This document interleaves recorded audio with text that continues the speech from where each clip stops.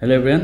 আজি আপোনালোক সকলোৰ বাবে মই এটা নতুন ভিডিঅ' লৈ আহিছোঁ অসম সাহিত্য সভা যিহেতু এইবাৰ পাঠশালাত হৈ আছে এই অধিৱেশনৰ লগত জড়িত কিছুমান প্ৰশ্ন অসম সাহিত্য সভাৰ ইতিহাসৰ লগত জড়িত প্ৰশ্ন পৰীক্ষাত আহিব পাৰে আৰু তাৰ কাৰণে মই এই চেনেলটোত এটা সৰু ভিডিঅ' আগবঢ়ালোঁ যিবোৰ আমাৰ অসম সাহিত্য সভাৰ ইতিহাসৰ লগত জড়িত হয় আৰু চেনেলটো চোৱাৰ আগতে কাইণ্ডলি একবাৰ ৰিকুৱেষ্ট চেনেলটো নতুনকৈ খুলিছোঁ অলপ ছাবস্ক্ৰাইব কৰি দিয়ক অলপ শ্বেয়াৰ কৰি দিয়ক নিজৰ ফ্ৰেণ্ডৰ মাজত আপোনালোকে মোৰো অলপ সহায় কৰিব মোৰো ছাপোৰ্ট পাম মই আৰু উৎসাহ পাম এনেকুৱা ভাল ভিডিঅ' দিবলৈ কোনোবাই যদি আমাৰ হোৱাটছএপ গ্ৰুপত জইন হ'ব বিচাৰে চেনেলত ডেছক্ৰিপশ্যনত লিংক আছে জইন হৈ ল'ব পাৰে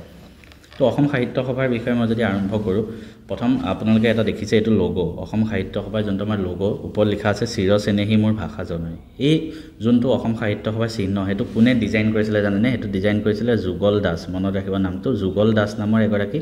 চিত্ৰশিল্পীয়ে সেই লগোটো ডিজাইন কৰিছিলে আৰু ইয়াত অসম সাহিত্য সভাৰ নীতি বাক্য হ'ল চিৰ চেনেহী মোৰ ভাষা জননী নীতি বাক্য তাৰোপৰি অসম সাহিত্য সভাৰ আৰম্ভণিত এইটো গীত গোৱা হয় চিৰ চেনেহী মোৰ ভাষা জননী কোনে লিখিছিলে মিত্ৰদেৱ মহন্ত নামটো মনত ৰাখিব ঠিক আছে মিত্ৰদেৱ মহন্ত পৰীক্ষাত আহিব পাৰে অসম সাহিত্য সভাৰ যোনটো আৰম্ভণি গীত আৰু সামৰণি গীতটো কি হয় জানেনে অ' মোৰ আপোনাৰ দেশ অসমৰ জাতীয় সংগীত অসম সাহিত্য সভাৰ সামৰণি গীত কোনে লিখিছিলে আমি সকলোৱে জানো কোনে ৰসৰাজ লক্ষ্মীনাথ বেজবৰুৱা গীতটি ৰচনা কৰিছিলে ৰসৰাজ লক্ষ্মীনাথ বেজবৰুৱা আৰু সুৰ দিছিলে কোনে কমলা প্ৰসাদ আগৰৱালা গতিকে এইকেইটা নাম মনত ৰাখিব তাৰপিছত প্ৰথম কথা অসম সাহিত্য সভা কেতিয়া প্ৰতিষ্ঠা হৈছিলে 1917 চনৰ ডিচেম্বৰ মাহত আৰু প্ৰথম অধিৱেশন ক'ত হৈছিলে শিৱসাগৰ জিলাত ইম্পৰ্টেণ্ট 1917 চনত হৈছিলে আৰু প্ৰথম অধিৱেশনত সভাপতি কোন আছিলে পদ্মনাথ গোহাঁই বৰুৱা ঠিক আছে আৰু সম্পাদক কোন আছিলে শৰৎচন্দ্ৰ গোস্বামী দুইটা মনত ৰাখিব সভাপতি পদ্মনাথ গোহাঁই বৰুৱা সম্পাদক শৰৎচন্দ্ৰ গোস্বামী 1917 চনত শিৱসাগৰত প্ৰথমখন অধিৱেশন হৈছিলে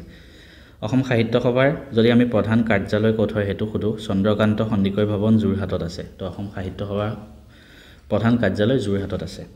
সাহিত্য সভাৰ আদৰণি গীত চিৰ চেনেহী মোৰ ভাষা জননী মই যেটো ক'লোঁ আৰু কোনে ৰচনা কৰিছিলে মিত্ৰদেৱ মহন্তই এইবাৰ অসম সাহিত্য সভাৰ যদি অধিৱেশনৰ কথালৈ আহোঁ এইবাৰ অসম সাহিত্য সভা ক'ত হৈছে ভট্টদেৱ ক্ষেত্ৰ পাঠশালা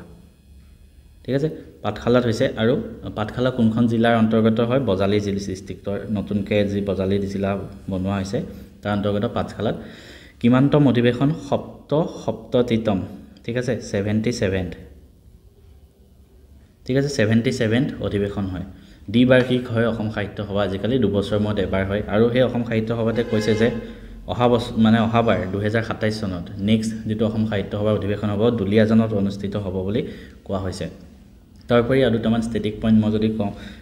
জিকে কাৰণে অসম সাহিত্য সভাৰ এইবাৰৰ কোন সভাপতি এইবাৰৰ সভাপতি কোন হয় এইবাৰৰ সভাপতি হয় ডক্টৰ বসন্ত কুমাৰ গোস্বামী ঠিক আছে মনত ৰাখিব বসন্ত কুমাৰ গোস্বামী হয় এইবাৰৰ সভাপতি তাৰোপৰি অসম সাহিত্য সভাত এইবাৰ এটা ডাঙৰ জাপি বনোৱা হৈছে যিটো মানে ৱৰ্ল্ড ৰেকৰ্ড কৰিছে তো সেই জাপিটো এইবাৰ পাঠশালা অধিৱেশনত বনোৱা হৈছে এইখিনি হ'ল ইম্পৰ্টেণ্ট পইণ্ট